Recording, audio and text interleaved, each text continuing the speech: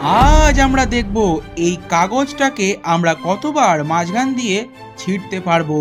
কারণ আমরা প্রত্যেকদিন নানা রকম তদন্ত তো করি, তাই ভাবলাম আজকে এটা জানা যাক একটা কাগজকে কতবার মাঝখান দিয়ে ছেঁড়া সম্ভব। তাহলে শুরু করা যাক।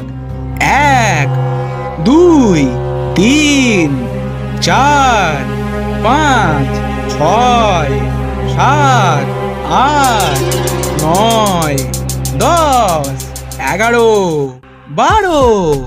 এইবার তো অনেকটাই ছোট হয়ে গেছে। 13। এবার ব্যাপারটা হলো আমি লক্ষ্য করলাম এই কাগজটা এতটাই ছোট হয়ে গেছে যে এটা আর কোনোভাবেই ছেঁড়া সম্ভব নয়।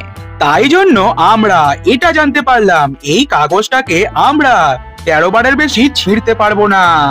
আর একটু বড় কাগজ হলে 30 বার ছেঁড়া যেত।